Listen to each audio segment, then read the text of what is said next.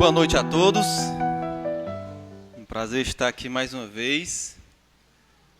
E é sempre um desafio compartilhar a palavra do Senhor. Quero dizer que é sempre um grande prazer estar aqui com vocês, tá, irmãos? Sempre que nós viemos aqui, podemos matar as saudades de muitos irmãos do tempo que nós estivemos morando aqui em Paraguai. E é um prazer também servi-los. Por tanto tempo nós fomos servidos aqui, né? Estivemos morando quase 5 anos aqui e fomos muito bem servidos. E agora é um grande prazer também poder servir aos irmãos através da ministração da palavra do Senhor. Eu peço que os irmãos abram as suas Bíblias lá em Mateus capítulo 4. Mateus capítulo 4.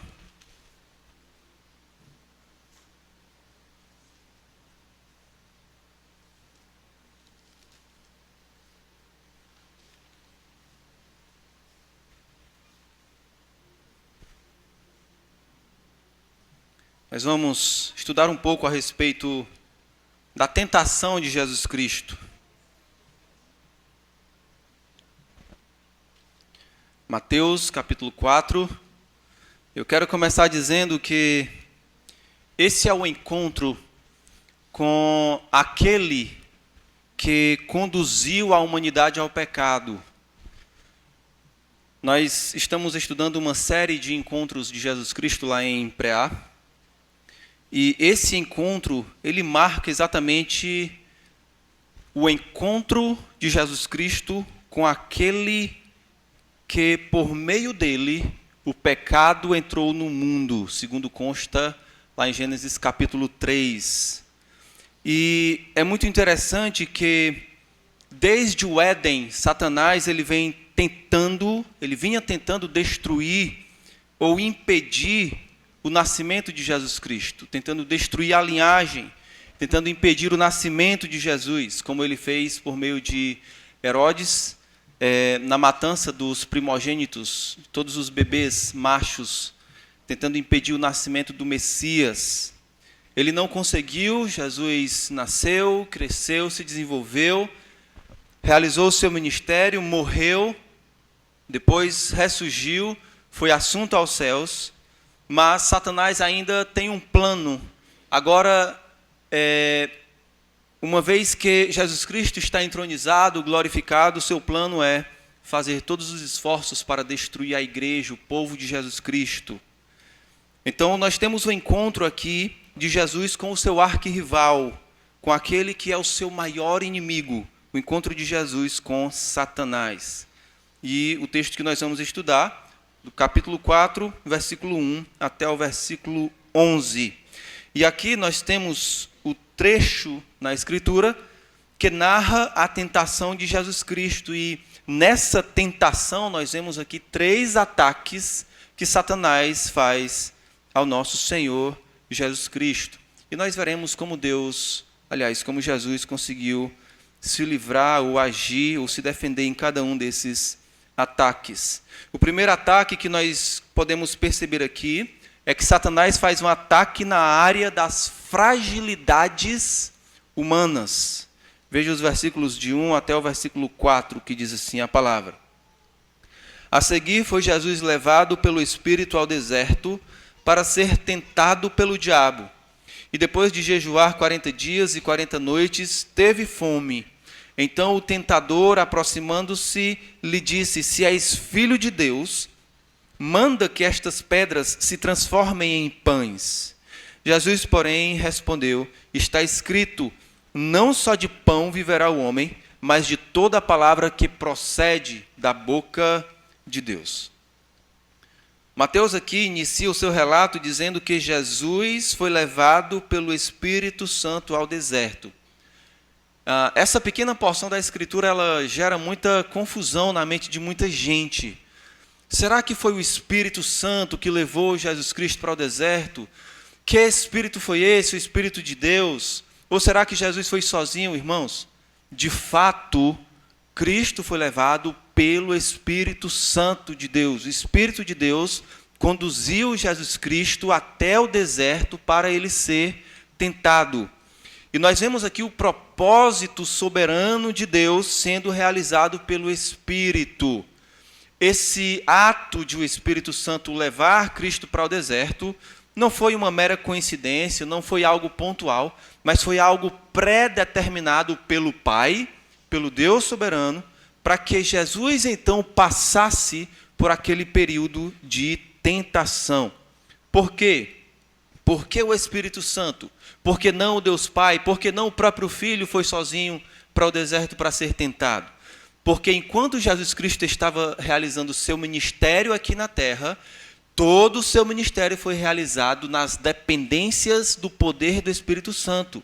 Não é à toa que quando os escribas e fariseus disseram a respeito de Jesus: tu expeles demônios, tu realizas sinais e prodígios pelo poder de Belzebu, não é à toa que Jesus Cristo disse: olha, toda blasfêmia contra o Filho do Homem será perdoada, mas a blasfêmia contra o Espírito Santo, não. Aquelas pessoas que disseram que Jesus estava realizando seus sinais, prodígios e milagres pelo poder de Belzebu, estavam levantando uma blasfêmia, uma seríssima blasfêmia contra o Espírito Santo. Por quê? Porque Jesus Cristo estava realizando o seu ministério no poder do Espírito Santo. E é por isso que aquelas pessoas elas se tornaram culpadas, e culpadas eternamente, sem possibilidade de redenção para elas. Se elas tivessem falado contra o Filho teria perdoado. Mas a blasfêmia contra o Espírito Santo, não. Então o Espírito Santo conduz Jesus Cristo aqui para o deserto para ser tentado, mas a pergunta é: com qual propósito o Espírito Santo fez isso? O porquê de Jesus ser conduzido para ser tentado? É interessante que na obra redentora realizada por Jesus Cristo, existem algumas peculiaridades ou algumas particularidades. E uma delas é que, através do seu ministério, ele se tornou o nosso sumo sacerdote. Nós vemos no Antigo Testamento a existência dessas figuras, dos sumos sacerdotes. Eles eram pessoas da tribo de Levi, selecionados para serem a ponte entre a nação e Deus. Eles eram esse link entre a nação e Deus. Eles eram representantes da nação diante de Deus.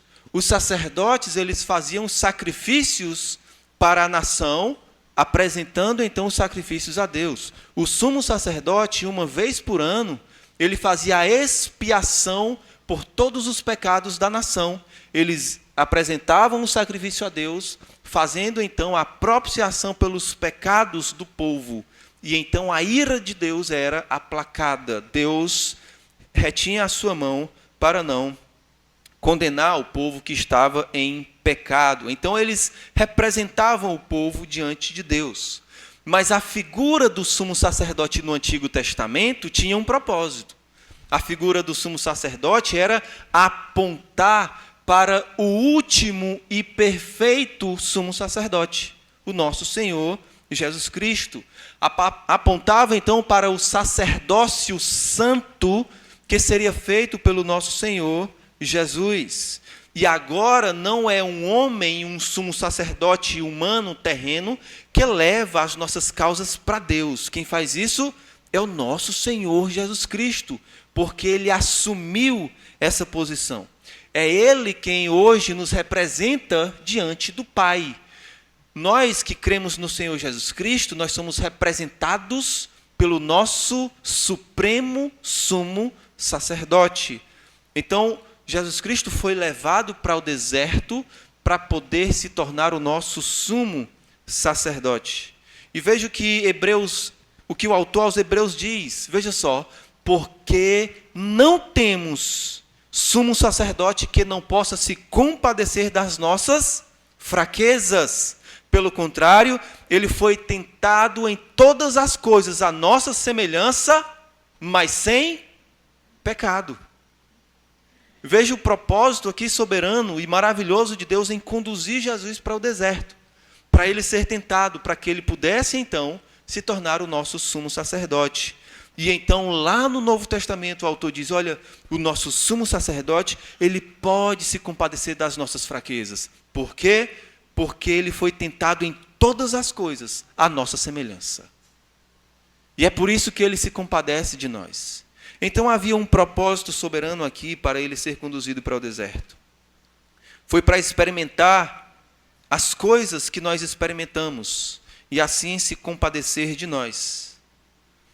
E é interessante, então, partindo para o versículo 2, que Satanás ele não vai no primeiro dia, ele não vai no segundo dia, ele vai em qual dia? No 40º dia. Ele espera Jesus Cristo se encontrar em um estado fragilizado. E depois de jejuar 40 dias e 40 noites, teve fome. Então, o tentador, aproximando-se, disse a Jesus, se você é filho de Deus. Veja que ele esperou Jesus entrar nesse estado de fragilidade. E eu quero abrir aqui um parêntese para trazer um alerta. Talvez você esteja sofrendo ataques em alguma área na sua vida, ataques por parte de Satanás, nas áreas nas quais você está fragilizado. Por quê? Porque o objetivo de Satanás é sempre esse, é encontrar o ponto no qual nós estamos fracos, o ponto no qual nós seremos mais facilmente abalados, e então nos desestabilizar exatamente nessa área. Eu quero dizer para vocês que, com toda segurança, eu digo que vocês jamais me verão drogado, bêbado, naquela praça ali, seminu. Por quê? Porque Satanás não vai me atacar nessa área. Ele vai me atacar nas áreas nas quais ele vê que é possível eu cair. É muito facilmente ele, talvez, tentar me atacar na área do orgulho. Talvez é muito fácil ele tentar me atacar na área da presunção, da autossuficiência. Por quê? Por causa do ministério no qual eu realizo. Talvez o inimigo não vá lhe atacar na área que você está mais forte, e ele não vai fazer isso. Mas ele vai procurar a área que você está mais fragilizado. E ele vai atacar exatamente aí. Jesus estava com fome. Jesus estava fragilizado. E depois de tantos dias sem comer, as suas faculdades mentais poderiam estar entrando em algum desequilíbrio. E nas áreas que nós estamos mais fragilizados, é onde estamos mais suscetíveis à queda. Eu posso citar vários exemplos aqui. Um homem que jamais pensou em roubar, em se apropriar de uma coisa que não é sua, depois de ele estar 40 dias sem comer, ele não vai se importar tanto com os seus padrões morais. Depois de 40 dias sem comer, depois de 40 dias vendo seus filhos pedindo, papai, eu estou com fome, papai, eu estou com fome. Depois de pouquíssimos dias, não precisa nem ser 40, ele vai pensar 2 vezes se ele é capaz ou não de quebrar os seus padrões morais. Talvez ele vai pensar 2 vezes. Talvez ao passar no terreno do vizinho, e ele vê uma bananeira com um cacho de bananas maduras, ou um pé de melancia com melancias quase no ponto de comer, ou então um pé de graviola com graviolas bem bonitas, e ele vê que não tem ninguém em casa, mas ele sabe que a sua família está padecendo de fome, ele sabe que ele está passando fome, ele vai pensar 2 vezes se ele é capaz de entrar ou não para furtar aquilo que não é dele. Por quê? Porque ele está fragilizado. Um homem que está em dias com as suas contas conjugais, ele vai ter muito mais facilidades de resistir à mulher adúltera, de resistir à prostituta. Mas um homem que está sob abstinência sexual, ele vai ter muito mais dificuldade em resistir a essas tentações. Ele vai precisar dobrar as suas forças para poder não cair no pecado, para poder não olhar para a mulher do vizinho, para poder não acessar sites pornográficos. Por quê? Porque ele está sob incontinência. E ele está fragilizado naquela área. Mas isso é uma realidade também para as mulheres, não somente para os homens. Uma mulher que só recebe patada dentro de casa, que só recebe arrogância dentro de casa, desrespeito, ela vai ter que dobrar suas forças para não cair no encanto de um homem educado, para não cair no encanto de um homem que se comunica bem, para não cair no encanto de um homem respeitoso, de um homem honroso, que ele valoriza. E é aí, nesse momento, que Satanás ataca, quando nós estamos fragilizados. Um jovem que está em dias com a palavra do Senhor, ele vai resistir muito mais fácil às tentações de cair no mundo. Se ele está orando, vigiando, lendo a palavra do Senhor, meditando na palavra do Senhor, ele vai estar muito mais fortalecido para lutar contra a lascívia. Ele vai estar muito mais fortalecido para dizer não aos convites de seus colegas que nem deveria ter. Ele vai conseguir, aos poucos, produzir santidade através dos seus atos. Foi isso que Satanás fez. Ele procurou um momento em que Cristo estava fragilizado. E ele chega então e diz: se és filho de Deus, manda que estas pedras se transformem em pães.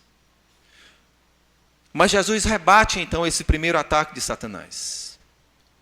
Ele diz: está escrito, não só de pão viverá o homem, mas de toda palavra que procede da boca de Deus. Jesus nos ensina aqui que nos momentos de fragilidade, nos nossos momentos de fraqueza, sempre existe uma saída. E a saída é a palavra de Deus. Sempre existe uma solução. A palavra de Deus, meus irmãos, ela é o remédio para todas as nossas fragilidades. Nela nós encontramos as respostas para todas as lutas que nós enfrentamos. Na fome, na doença física, nas fragilidades físicas, nas fragilidades emocionais, mentais, nas abstinências. Na Escritura nós encontramos todas as respostas. Nela nós encontramos toda a solução para todo e qualquer tipo de problema. Na verdade, Jesus Cristo, ele fala de uma outra necessidade na vida que é mais importante que o saciamento do estômago. Jesus então responde a Satanás dizendo: olha, não só de pão viverá o homem, mas de toda palavra que procede da boca de Deus. Jesus sabia que todos nós necessitamos de alimento. Alimento para o físico, para o corpo. Nós precisamos. E nós só nos mantemos vivos porque nós nos alimentamos. Jesus sabia disso. Mas além desse alimento para o sustento do nosso corpo, nós necessitamos do único alimento capaz de sustentar a nossa alma. A nossa alma, ela tem fome e sede de Deus. E somente a palavra de Deus, ela é capaz de nos preencher. Somente ela. O alimento para o corpo, ele é importante, mas ele tem validade. Passa rapidamente, mas o alimento para a alma dura eternamente. E Jesus sabe disso. Jesus sabe que a palavra de Deus é o alimento para a nossa alma. E eu pergunto: o quanto você tem se alimentado com essa palavra? O quanto? O quanto você tem se alimentado com essa palavra? Ou quanto tempo você está sob abstinência da palavra? Há quantos dias você está sem se alimentar da palavra? Será que você é daquelas pessoas que só se alimenta no domingo? nos cultos? Há quanto tempo você está sem se alimentar? Pense sobre isso. Medite sobre isso. Porque a lição que nós aprendemos nesse primeiro ponto é que na palavra nós encontramos a solução para quando nós estamos fracos fisicamente e espiritualmente. Vamos então ao segundo ataque que Satanás faz ao nosso Senhor Jesus Cristo. Satanás faz um ataque na área da confiança no Senhor. Versículos 5 a 7.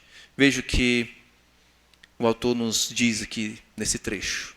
Versículos 5 a 7 diz: Então o diabo o levou à cidade santa, colocou-o sobre o pináculo do templo e lhe disse: Se és filho de Deus, atira-te abaixo, porque está escrito: aos teus anjos ordenará a teu respeito que te guardem, e eles te susterão nas suas mãos, para não tropeçares em alguma pedra. Logo em seguida, aquela tentação, Satanás leva Jesus para a cidade santa. E a cidade santa aqui é uma referência a Jerusalém. Historicamente, a cidade de Jerusalém era uma cidade de refúgio. Por quê? Porque Jerusalém era uma cidade fortificada. O que é uma cidade fortificada? Uma cidade fortificada é uma cidade onde eles erigiam muros bem altos, para impedir as invasões dos impérios inimigos quando eles vinham para atacar. Então a cidade de Jerusalém era uma cidade fortificada, tinha muros muito altos. Mas, além desses fatores estruturais, a cidade de Davi, Jerusalém, era um local onde o templo estava. Deus havia escolhido a cidade de Jerusalém.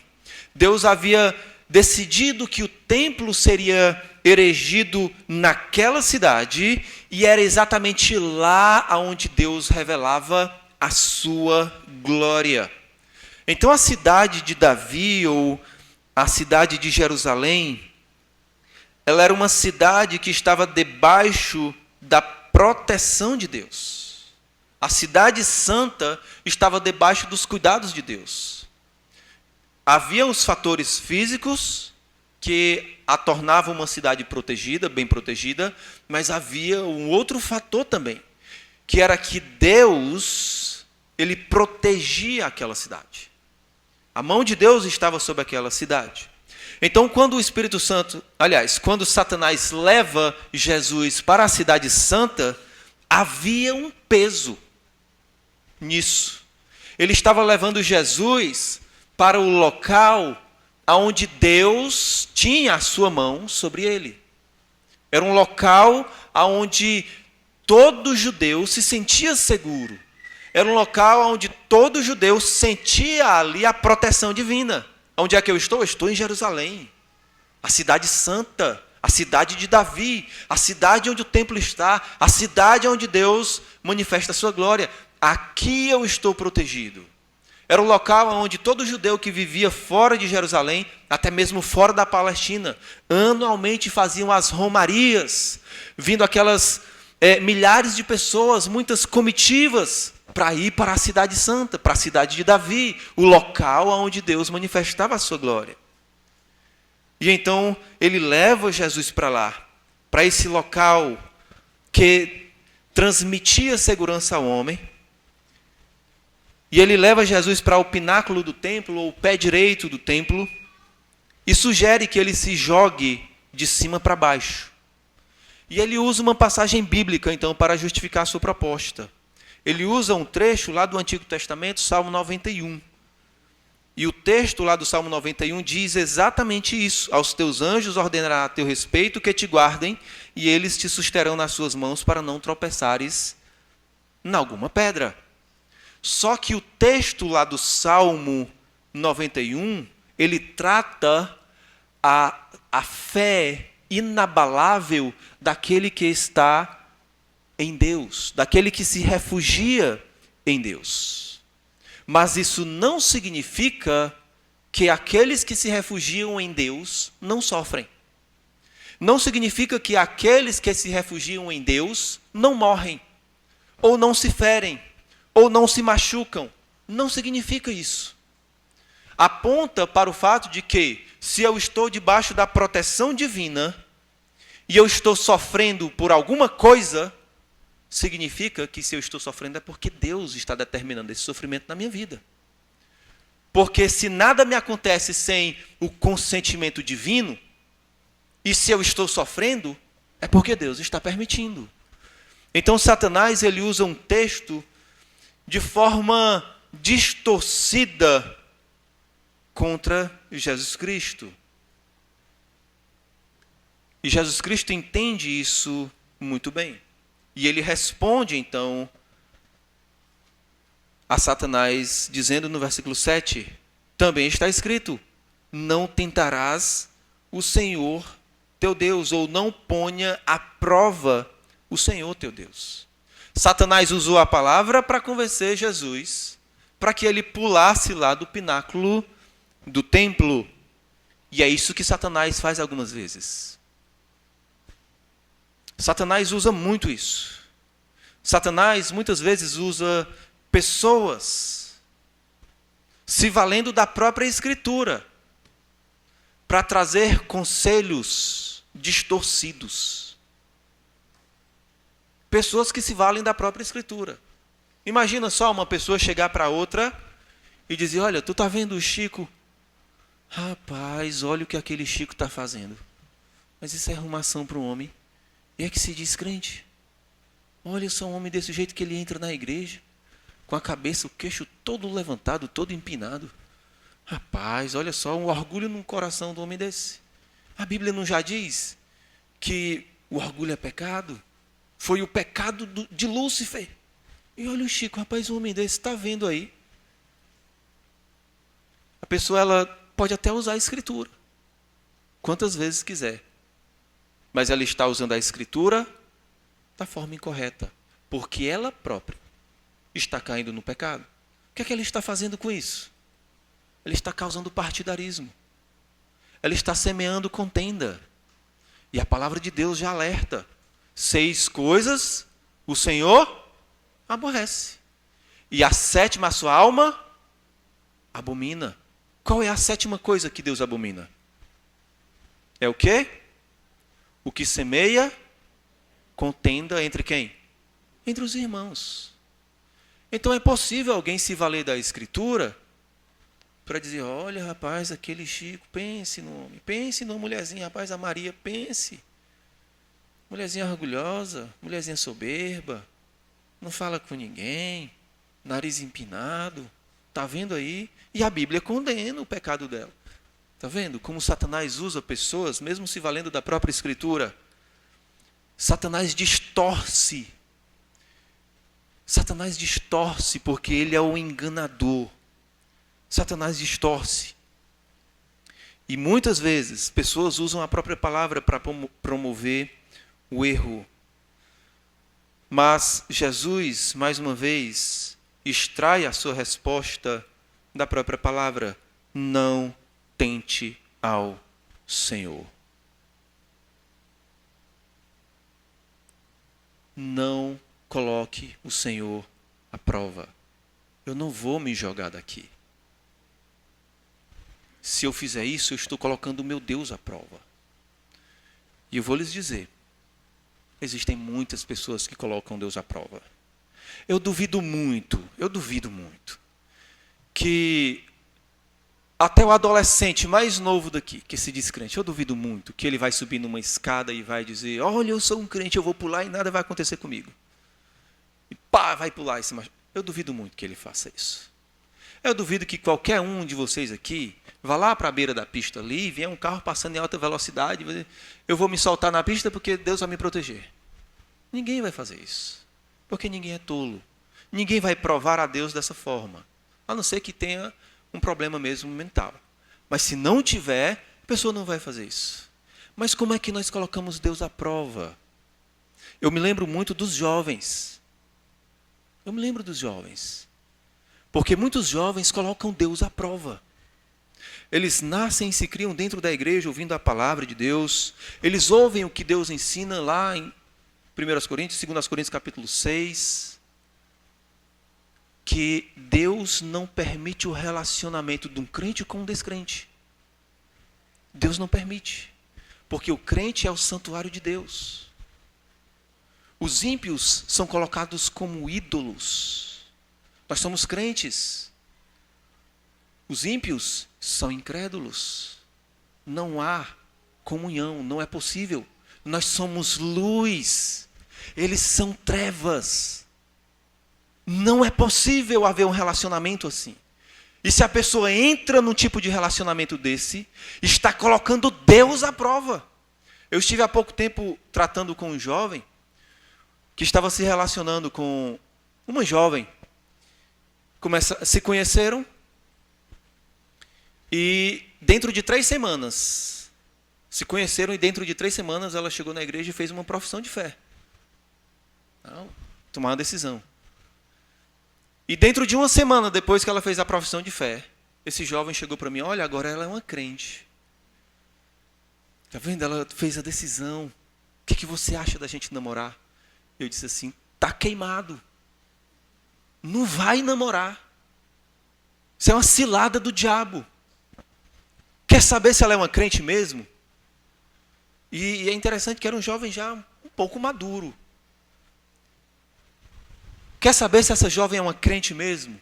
Faça a seguinte proposta para ela. Chegue para ela e diga assim, olha, vamos fazer o seguinte. Sei que você quer namorar comigo e eu também estou gostando muito de você. Vamos orar por 1 ano. Eu disse, faça essa proposta para ela. Vá lá. Você tem certeza que é ela que você quer para a sua vida? Tenho, pastor, tenho. Você tem certeza que é essa mulher que você quer casar e constituir família? Tenho, pastor. Você está convicto disso? Estou convicto. Pois vá lá. Faça essa proposta. Ele, tá bom, pastor. E ele foi e fez a proposta. Em menos de 1 mês, a jovem saiu da igreja. Em poucos meses na frente, ela estava morando com um jovem descrente. E em menos de 1 ano, ela estava com um filhinho nas mãos. E eu chamei, ei, seu cabra, vem cá. Que tipo de convicção é essa? Que atitude é essa? Isso é colocar Deus à prova. Tu diz, não, vai dar certo. Deus vai abençoar. Deus vai estar comigo. Não vai. Você vai quebrar a cara. Deus não vai estar com você.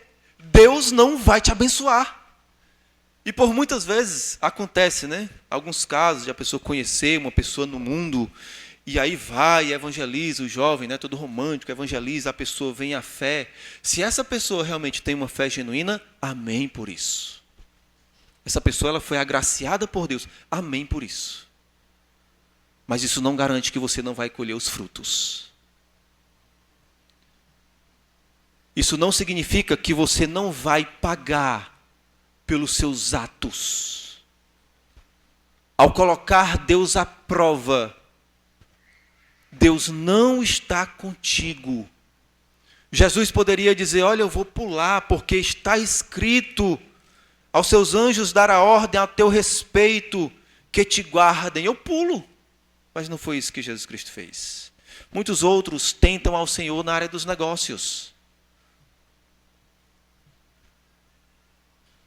Não são diligentes e às vezes acham um negócio e a primeira coisa que faz quando são casados é chega em casa e tenta logo convencer a esposa. Mostra logo todos os benefícios. Meu amor, o que foi?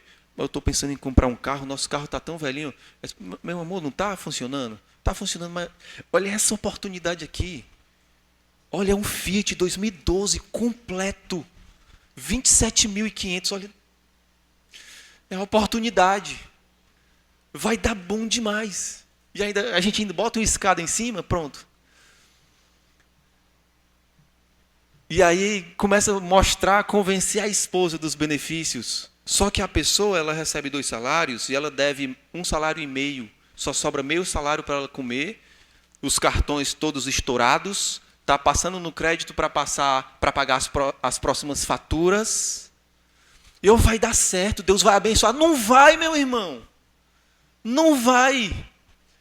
Uma das coisas que Deus mais nos ensina, que Jesus mais nos ensina nos evangelhos, nas parábolas, é a respeito da diligência.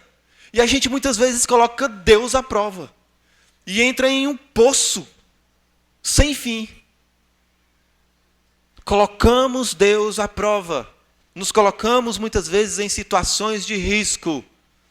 Olha, eu sou um crente, Deus vai me proteger. Você vai trabalhar fazendo o quê? Eu vou trabalhar passando protetor solar em mulheres lá na praia. E Deus vai me proteger. Não vai, meu irmão. Isso é colocar Deus à prova. Isso é colocar Deus à prova. Você não vai se jogar de cima de uma escada, você não vai fazer isso. Mas cuidado com as decisões que você toma na sua vida. Porque em muitas delas, você pode estar fazendo o que Satanás quer que você faça. Satanás vai te colocar em situações nas quais você vai desejar colocar Deus à prova. Assim como ele fez com Jesus, ele vai te levar para lugares altos e também para lugares baixos. Ele vai fazer com que os seus olhos brilhem, fiquem cheios, reluzentes, desejando as coisas que não são próprias para cristãos. E é isso que ele tem feito, e assim ele tem derrubado muitos. Muitos têm colocado o Senhor à prova. Que nós não caiamos nessa esparrela. Satanás, então, ele ouve as palavras que ecoam da boca do Senhor Jesus, dizendo: não tentarás o Senhor teu Deus. E não é isso que eu vou fazer. Eu não vou pular desse pináculo. Eu não vou colocar Deus à prova. Ele me guardaria sim, porque eu sou o seu filho. Mas eu não vou fazer isso. E algumas vezes nós esquecemos, nós não somos Jesus. Diferentemente de Jesus, se nós não colocarmos em situações, em precipícios e pularmos de lá, nós sofreremos. Nós sofreremos. Se você pula da escada, você vai sofrer. Mas a lição aqui que nós tiramos é: na palavra encontramos a solução para quando estamos carentes de confiança.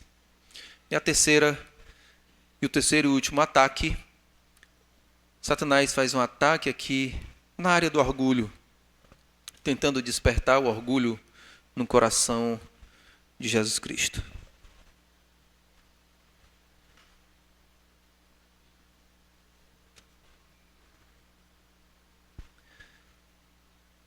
Versículos 8 a 11 diz: levou-o ainda o diabo a um monte muito alto, mostrou-lhe todos os reinos do mundo e a glória deles, e lhe disse: tudo isto te darei se prostrado me adorares.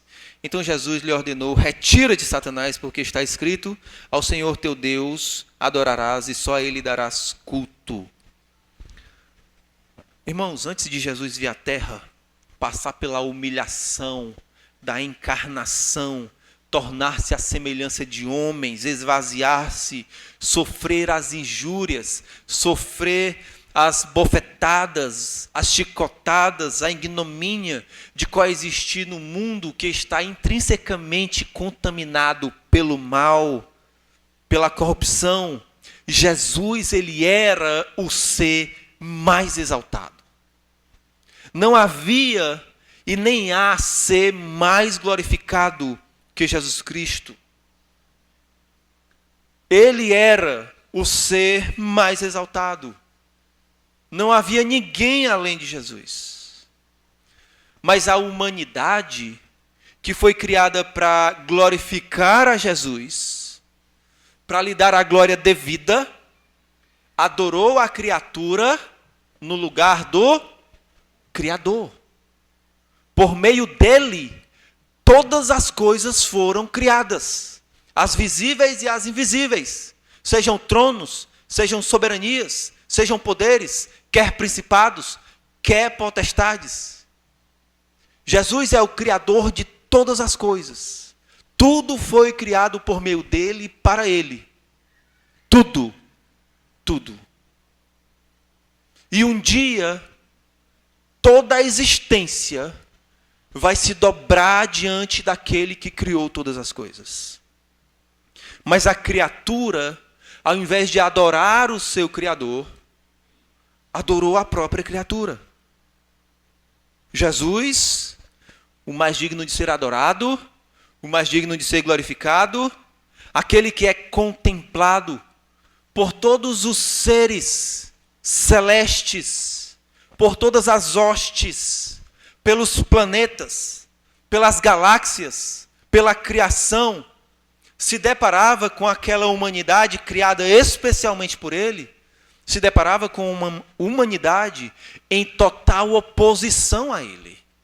Este foi o cenário que Jesus Cristo encontrou quando veio aqui. Ou seja, a glória e o reconhecimento que deveria vir por parte dos seres que foram criados por ele, não estava chegando a ele. Estava faltando, então, a glória vinda daqueles que foram criados com esse propósito. Tudo que existe glorifica a Deus.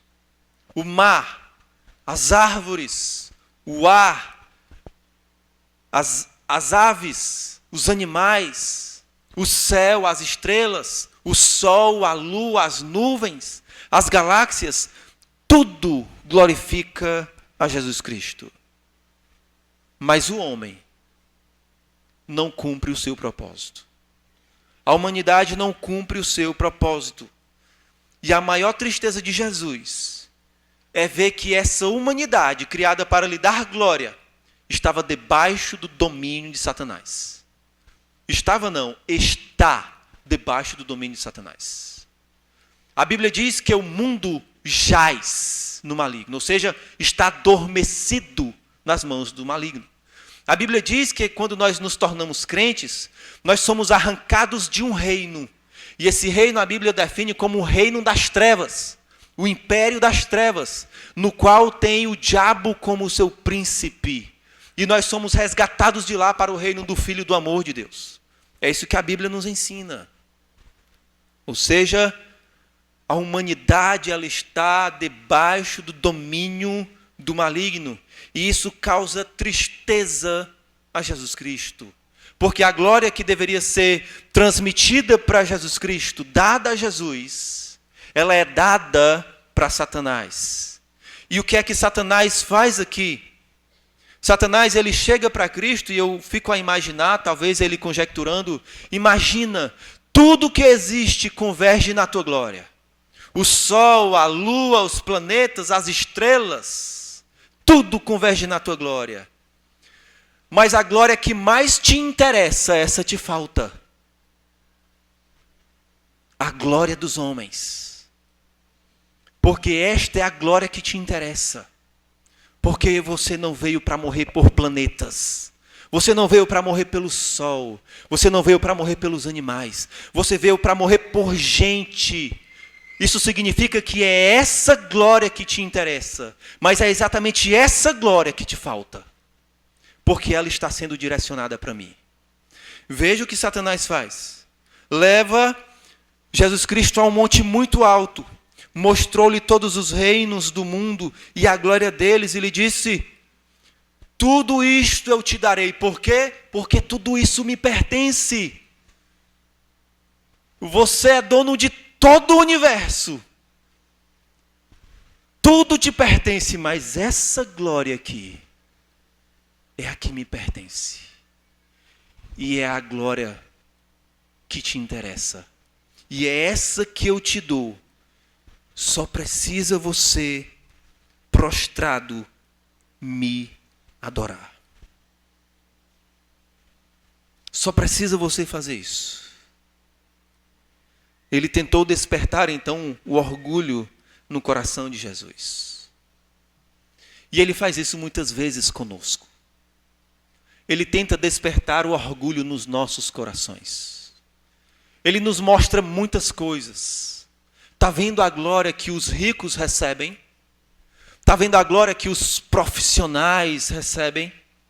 Está vendo a glória que fulano de tal recebe? Essa glória você não tem.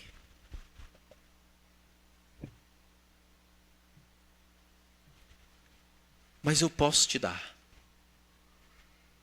Você só precisa me adorar. Você só precisa se prostrar diante de mim. E muitos crentes têm se curvado aos pés de Satanás, para que Satanás lhes dê a glória que eles tanto desejam, lhes dê o reconhecimento que eles tanto desejam,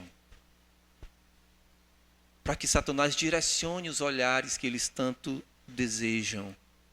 E de repente aquelas pessoas, quando passam a ser reconhecidas, começam a receber aquela glória que é produzida por Satanás, elas enchem o seu coração de orgulho.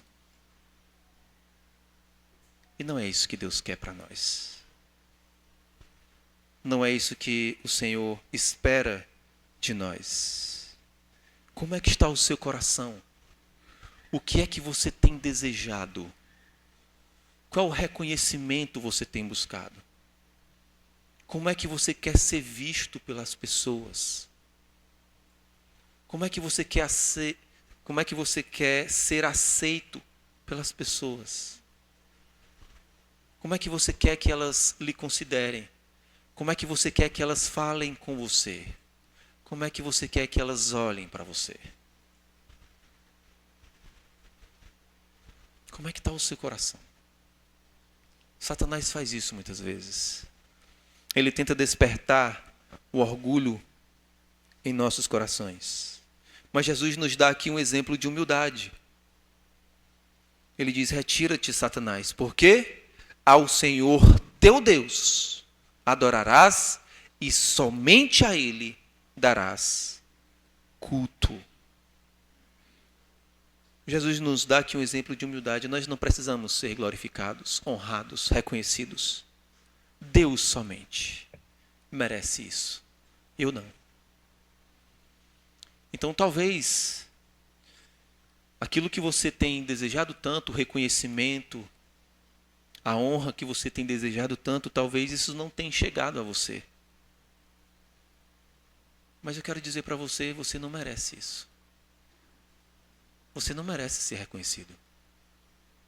Você não merece ser honrado. Você não merece que os seus esforços sejam reconhecidos. Somente Deus merece toda honra, toda glória e todo louvor. Talvez você fique a pensar, mas eu me esforço tanto, eu faço tanto, eu me empenho tanto, mas ninguém vê o que eu faço. Ninguém vê os meus esforços. Ninguém vê o que eu faço em casa. Ninguém vê o que eu faço pela família. Ninguém vê o que eu faço para o Senhor. Ninguém vê o que eu faço para a igreja. Ninguém me reconhece. Continue assim, sem ser reconhecido. E encontre prazer nisso. Que as pessoas vejam Deus. Que as pessoas percebam o Deus que trabalha no seu coração. Que as pessoas percebam o Deus que tem transformado os seus pensamentos. Que as pessoas vejam o Deus que tem te dado disposição de servir. Que as pessoas vejam o Deus que tem te dado um coração amoroso para com as pessoas, para com a família, para com a obra. Que as pessoas glorifiquem a Deus por isso e não você. Porque você não merece reconhecimento. Deus sim. E se de repente você é um crente fiel que faz com o máximo empenho a obra do Senhor, que não seja para ser visto. E se você não é visto, amém por isso. Amém se as pessoas disserem, olha, vejam a obra que Deus está fazendo na vida do irmão José, na vida da irmã Maria, na vida da irmã Socorro. Amém por isso. Deus seja glorificado e não nós. E é isso que Jesus faz. Ao Senhor teu Deus adorarás e só a Ele te darás culto. Então, nós tiramos aqui uma maravilhosa lição. Na palavra, nós encontramos tudo o que precisamos para lidar com o orgulho nos nossos corações. Na palavra, nós encontramos a solução para nos proteger do orgulho. Veja como Satanás foi astuto, de todas as formas tentando derrubar Jesus Cristo. E Jesus Cristo sempre se defendendo e fazendo bom uso da palavra. Satanás sorrateiramente tentando levar Cristo ao tombo. E Jesus Cristo sabiamente manuseando a palavra de Deus. E assim não veio a queda. Satanás tentando enganar a Jesus Cristo, usando até mesmo a própria palavra. E Jesus Cristo, fazendo um bom uso da palavra, se manteve firme, se manteve fiel. Quero dizer para você que Satanás ele vai tentar te derrubar. Satanás ele vai tentar te levar ao tombo. É isso que ele faz dia após dia. Mas na palavra você encontra a solução para todas as tentações que Satanás porventura vier a fazer em sua vida, ou levantar no seu caminho. Nós vimos aqui 3 ataques de Satanás. Um ataque na área das fragilidades humanas, um ataque na área da confiança no Senhor e um ataque na área do orgulho. Eu quero concluir com a seguinte frase: em bom uso da palavra, Jesus prevaleceu. Em bom uso da palavra, nós prevaleceremos. Amém? Vamos orar. Meu querido Pai, muito obrigado por essa porção tão maravilhosa da Tua palavra. Muito obrigado porque o Senhor nos ensina de forma tão profunda a lidar com as nossas tentações, com as ciladas que Satanás tem trazido sobre as nossas vidas, a forma como ele tem tentado nos derrubar. E nós te louvamos e te agradecemos porque nós temos tudo aquilo que precisamos na Tua palavra para nos mantermos firmes, para não cairmos, para não sucumbirmos diante das artimanhas do maligno. Protege cada um desses irmãos, cuida, Deus, sei com cada um destes, para que esses possam permanecer firmes diante das adversidades implacadas por Satanás em suas vidas. É por isso que nós choramos em nome de Jesus. Amém.